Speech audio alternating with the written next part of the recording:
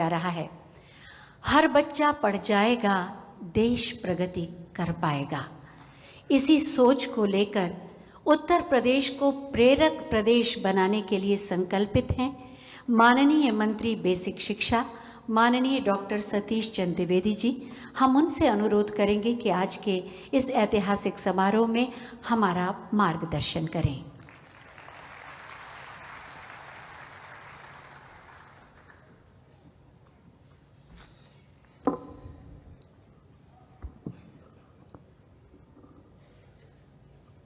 Basic शिक्षा विभाग उत्तर प्रदेश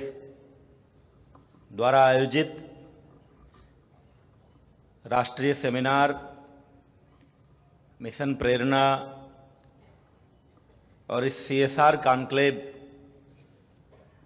के मुख्य अतिथि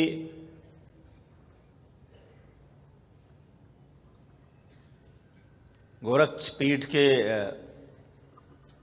पीठाधीश्वर, जो पीठ अपने शैक्षिक और सांस्कृतिक गतिविधियों के लिए भारत ही नहीं पूरे विश्व में जानी जाती है, और जिनके मार्गदर्शन में, जिनके कुशल नेतृत्व में पूरा उत्तर प्रदेश नित नए कीर्तिमान विकास के क्षेत्र में स्थापित कर रहा है, जिनके मार्गदर्शन में उत्तर प्रदेश का बेसिक शिक्षा विभाग अपने कायाकल्प को लेकर के कृत संकल्प है, ऐसे हमारे यशस्वी मुख्यमंत्री पूज्य योगी आदित्यनाथ जी, उत्तर प्रदेश के माननीय उप मुख्यमंत्री, माध्यमिक शिक्षा एवं उच्च शिक्षा मंत्री, जिनसे हमेशा हम लोगों को कुछ ना कुछ सीखने को मिलता है, ऐसे आदरणीय प्रोफेसर डॉक्टर दिनेश शर्मा जी, माननीय प्रधानमंत्री जी के कुशल नेतृत्व में, उनके मार्गदर्शन में नीति आयोग जिस तरह से पूरी भारतीय व्यवस्था के रूपांतरण के लिए प्रयास कर रहा है, उसके प्रतिनिधि के रूप में हमारे बीच उपस्थित नीति आयोग के सलाहकार, और जिन्होंने अभी अपने उद्बोधन में इस पूरे कॉन्क्लेव को एक दिशा देने की कोशिश की है, ऐसे श्री आलोक कुमार जी, बेसिक शिक्षा विभाग के अपर मुख्य सचिव, जिनके कुशल नेतृत्व में हमारे ये सारे अभियान अच्छा परिणाम देने को तत्पर हैं, श्रीमती रेणुका कुमार जी, सचिव बेसिक शिक्षा श्री संजय गोयल जी, DG school education Vijay Kiran Anand ji, जो ऑपरेशन कायाकल्प और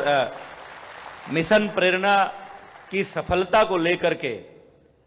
अथक परिश्रम करते हैं, हमारे बेसिक शिक्षा के निदेशक सर्वेंद्र विक्रम जी सहित यहाँ उपस्थित बेसिक शिक्षा और माध्यमिक शिक्षा के सभी अधिकारीगण, दुनिया और देश भर के कारपोरेट सेक्टर के प्रतिनिधि के रूप में यहाँ पधारे हुए सभी सम्मानित जन,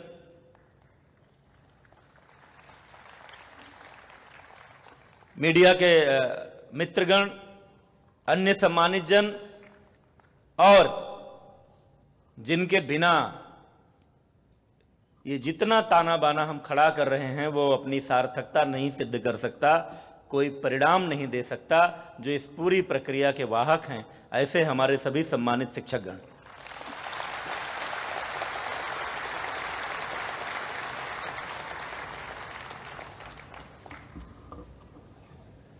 बहुत सारी बातें हमारी अपर मुख्य सचिव ने कही हैं, मैं उनको दोहराना नहीं चाहूंगा। वास्तव में जब से उत्तर प्रदेश में योगी सरकार आई है, तब से यह लग रहा है कि किसी भी सरकार की प्राथमिकता में शिक्षा भी होती है, और मेरा सौभाग्य है कि जब उत्तर प्रदेश में शिक्षा सर्वोच्च प्राथमिकता में है, जब इस दृष्टिकोण को लेकर चलने वाले माननीय मुख्यमंत्री के नेतृत्व में प्रदेश आगे बढ़ रहा है, उस समय मुझे बेसिक शिक्षा मंत्री के रूप में कार्य करने का अवसर मिला है। मैं इसे अपना सौभाग्य मानता हूं। कई सारे लोगों के मन में प्रश्न उठता है कि आखिर इस पूरी अवस्थापना सुविधा के विस्तार और सुधार का नाम कायाकल्प क्यों दिया गया। तो जब आप किसी संत से, किसी योगी से मार्गदर्शन चाहते हैं, समाज को मार्ग दिखाने की अपेक्षा करते हैं, तो वो किसी समस्या का कोई तात्कालिक समाधान नहीं बताते। पूरी भारत की जो ऋषि परंपरा रही है, पूरी भारतीय मनीषा का आप विश्लेषण करेंगे तो जब भी भारतीय मनीषा ने हमारी किसी समस्या का समाधान प्रस्तुत किया है तो कोई तात्कालिक समाधान नहीं दिया है, हमेशा दीर्घकालीन समाधान दिया है, समग्र समाधान दिया है, पूरी व्यवस्था के आमूलचूल परिवर्तन का समाधान दिया है। इसलिए जब माननीय मुख्यमंत्री जी ने मुख्यमंत्री बनते ही उत्तर प्रदेश के स्कूलों की दशा सुधारने का जो संकल्प लिया, जो अभियान चलाया, तो उसको नाम कायाकल्प का दिया ताकि पूरा स्वरूप बदल सके। और आज केवल भारत में ही नहीं, अभी आलोक जी चर्चा कर रहे थे कि भारत सरकार किस तरह से उत्तर प्रदेश के इन प्रयासों को देख रही है। अभी मैं जनवरी में एजुकेशन वर्ल्ड फोरम में लंदन गया था माननीय मुख्यमंत्री जी के निर्देशानुसार, और वहां मैंने देखा कि आज पूरी दुनिया उत्तर प्रदेश जिस बदलाव के दौर से गुजर रहा है, उत्तर प्रदेश जितनी तेजी से विकास के रास्ते पर बढ़ रहा है, उत्तर प्रदेश शिक्षा और स्वास्थ्य के क्षेत्र में जिस तरह से काम कर रहा है, पूरी दुनिया आज उत्तर प्रदेश को और योगी सरकार के क्रियाकलापों को, पूजनीय योगी जी के नेतृत्व को आशा भरी नजरों से देख रही है। मैं संक्षेप में अगर कहूं, आज उत्तर प्रदेश में न केवल बेसिक शिक्षा बल्कि संपूर्ण शिक्षा क्षेत्र में एक पैराडाइम शिफ्ट हो रहा है, प्रतिमान बदल रहा है। कोई एक व्यवस्था ठीक कर रहे हैं ऐसा नहीं है। पहले एक यूनिफॉर्म मिलता था, हमने यूनिफॉर्म अच्छा दिया, उसको 2 जोड़ी दिया। माननीय मुख्यमंत्री जी के निर्देशानुसार हमने बच्चों को ठंड से बचाने के लिए स्वेटर भी दिया, निःशुल्क पाठ्य पुस्तकें दे रहे हैं, बैग दे रहे हैं, जूता भी दे रहे हैं, 2 जोड़ी मोजा भी दे रहे हैं, उनके हाथ धुलने की स्वच्छता की व्यवस्था भी कर रहे हैं। स्कूलों में विद्युतीकरण भी हो रहा है, स्वच्छ पेयजल की व्यवस्था हो रही है, किचन सेट बन रहे हैं, फर्श बन रहे हैं, पूरा इंफ्रास्ट्रक्चर ठीक हो रहा है। केवल यही नहीं है, दूसरी तरफ जिसकी चर्चा मिशन प्रेरणा के अंतर्गत हो रही है, हम इसके पहले की जो व्यवस्था थी, शिक्षकों की भर्ती के बाद सर्विस में रहते हुए उनको कभी नई शिक्षण पद्धतियों का ज्ञान नहीं दिया जाता था। क्या कुछ दुनिया में नया हो रहा है, उसके लिए कोई ऑन दी जॉब ट्रेनिंग की व्यवस्था नहीं होती थी। आज दुनिया का सबसे बड़ा ट्रेनिंग कैंपेन हम जो निष्ठा के रूप में चला रहे हैं, national initiative for school teachers and heads के लिए, वो आज पूरी दुनिया में एक उदाहरण बना हुआ है, जिसमें हमारे शिक्षक विभिन्न विषयों की कैसे वैज्ञानिक तरीके से किस तरह से अच्छी शिक्षण पद्धति का इस्तेमाल कर सकते हैं, उसको कर रहे हैं। अभी उसी एजुकेशन वर्ल्ड फोरम में एक आंकड़ा आया आलोक जी कि दुनिया के निम्न आय वर्ग के और मध्यम आय वर्ग के जो देश हैं, उनके 53% बच्चे ऐसे हैं जो लर्निंग पॉवर्टी के शिकार हैं। मतलब वो 10 साल की उम्र में किसी टेक्स्ट को ठीक से पढ़ भी नहीं सकते, समझ भी नहीं सकते क्या लिखा है। मुझे ये कहते हुए गर्व हो रहा है कि कम से कम हमारे देश में इस तरह की समस्या नहीं है, लेकिन उसके बावजूद व्यवस्था को और भी उन्नत और गुणवत्तापूर्ण बनाने के लिए पूरी भारतीय परंपरा से सीख लेते हुए, हम जानते हैं कि हमारे तैत्तरीय उपनिषद में शिक्षा व्यवस्था को लेकर विशद वर्णन किया गया है, और उसके 10वें पूर्ववाक 11वें पूर्ववाक में तो इन चीज़ों पर एक विशद चर्चा की गई है कि किसी भी समाज की उन्नति का आधार वहाँ की शिक्षा व्यवस्था है, और वो जो शिक्षा हो वो गुणवत्तापूर्ण होनी चाहिए, वो ज्ञान के साथ ही साथ नैतिकता और संस्कार का बीज बोने वाली भी होनी चाहिए, राष्ट्रभक्ति का भाव जगाने वाली होनी चाहिए। और उससे आगे बढ़ते हुए जब स्वामी विवेकानंद शिक्षा को परिभाषित करते हुए कहते हैं कि किसी व्यक्ति के अंतर्निहित गुणों की अभिव्यक्ति ही शिक्षा है, हम बाहर से कुछ उसके ऊपर थोप नहीं सकते, कोई गुण दे नहीं सकते उसको, लेकिन उसकी जो अंतर्निहित प्रतिभा है उनको निखारना, उनको ऊपर लाना ही शिक्षा है। और जिन बातों को ध्यान में रख करके गांधी जी जो बात कहते थे, मैं आभार प्रकट करना चाहता हूं आज इस मंच से अपने माननीय मुख्यमंत्री जी को। उनकी प्रेरणा, उनके संकल्प, उनका नेतृत्व, उनका मार्गदर्शन हमको तो मिलता ही है, लेकिन एक ऐतिहासिक काम जो उन्होंने किया, महात्मा गांधी जी के 150वीं जयंती के अवसर पर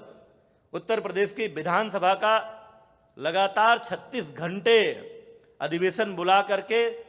जो मिलेनियम डेवलपमेंट गोल संयुक्त राष्ट्र संघ ने तय किया था और उसके एक घटक के रूप में सतत विकास लक्ष्य पर जो चर्चा कराई, गांधी जी के संदर्भ को लेकर के जो चर्चा हुई, उसकी एक विशेष बात यह है कि गांधी जी की जो संकल्पना थी विकास की, जिसको लेकर के अगर हम काम किया होता, जिन लोगों ने गांधी जी के नाम पर बहुत शासन किया इस देश में, उन लोगों ने अगर गांधी जी की संकल्पना को लेकर काम किया होता तो आज शिक्षा, स्वास्थ्य और रोजगार से जुड़ी हुई ये समस्याएं न होती। और वो गांधी जी जब शिक्षा की बात करते थे तो सबसे महत्व बुनियादी शिक्षा पर देते थे। उसी फाउंडेशन लर्निंग की बात यहां पर हो रही है। और पिछले कई वर्षों में योगी सरकार के आने से पहले कभी ये जानने की कोशिश नहीं हुई कि जो हम शिक्षा दे रहे हैं उसका परिणाम क्या आ रहा है, बच्चे कितना सीख रहे हैं, उनकी क्षमता वृद्धि कहां तक हुई है और क्या कुछ नवाचार उसमें किया जाना चाहिए। योगी सरकार के उत्तर प्रदेश में आने के बाद पिछले 3 वर्षों के प्रयासों का परिणाम यह है कि अब हम बच्चों की बौद्धिक क्षमता का परीक्षण भी कर रहे हैं, उनके लर्निंग आउटकम की जानकारी भी हमको मिल रही है। उस अनुसार उपचारात्मक रेमेडियल टीचिंग भी कर रहे हैं, नए नए तौर तरीके भी ला रहे हैं। हमने 15,000 स्कूलों को इंग्लिश मीडियम में परिवर्तित किया है ताकि गांव गरीब किसान का बच्चा भी अपने बच्चे को अगर अंग्रेजी माध्यम की सुविधा देना चाहता है, गांव गरीब किसान, तो उसको भी निःशुल्क शिक्षा मिल सके। हम स्कूलों में स्मार्ट क्लास की स्थापना कर रहे हैं, फर्नीचर की व्यवस्था कर रहे हैं और सही मायने में समाज की जो सहभागिता शिक्षा क्षेत्र के साथ होनी चाहिए, जब माननीय मुख्यमंत्री जी ने ऑपरेशन कायाकल्प शुरू कराया था और पंचायतों को इसमें इन्वॉल्व किया था, तो आज हमको समझ में आ रहा है कि वास्तव में उन पंचायतों के माध्यम से आज पूरा समाज, एक एक अभिभावक, पूरा गांव स्कूलों के बेहतर प्रबंधन से अपने को जोड़ चुका है। आज हमारे स्कूलों से भावनात्मक रूप से जुड़ चुका है और उसका एक बृहत्तर आयाम देते हुए आज जब हम CSR कॉन्क्लेव में बैठे हैं, पिछले दिनों माध्यमिक शिक्षा विभाग ने जब सेमिनार किया था, उसमें मैंने एक अनुरोध किया था कि देश और दुनिया के जो भी लोग स्कूलों के लिए काम करना चाहते हैं, हमारे भविष्य को बेहतर बनाना चाहते हैं, हमारी अर्थव्यवस्था की नींव को मजबूत करना चाहते हैं और अपने उद्योग को, अपने व्यवसाय को आने वाले दिनों में मजबूत बनाना चाहते हैं, तो आपको शिक्षा क्षेत्र में निवेश करना चाहिए। क्योंकि शिक्षा क्षेत्र के निवेश में जितना आप निवेश करते हैं उसका कई गुना उसका परिणाम एक्सटर्नलिटीज के रूप में, वाह्यताओं के रूप में हमको मिलता है। आज सही मायने में CSR अपने शब्द को सार्थक कर रहा है। जो कारपोरेट सोशल रिस्पॉन्सिबिलिटी की बात करते हैं, समाज के प्रति कारपोरेट सेक्टर के जिस उत्तरदायित्व की बात करते हैं, वह उत्तरदायित्व तभी पूरा होगा जब आप शिक्षा क्षेत्र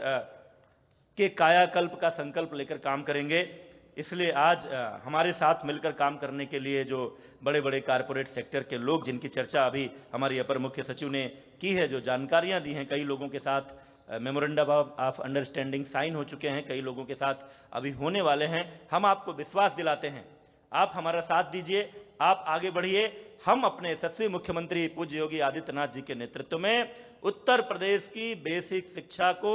भारत के, न केवल उत्तर प्रदेश के बल्कि संपूर्ण भारत के विकास की एक इतनी मजबूत आधारशिला के रूप में खड़ा कर रहे हैं, जो आने वाले दिनों में भारत को एक विकसित देश बनाने में एक महत्वपूर्ण भूमिका का निर्वहन करेगी। मैं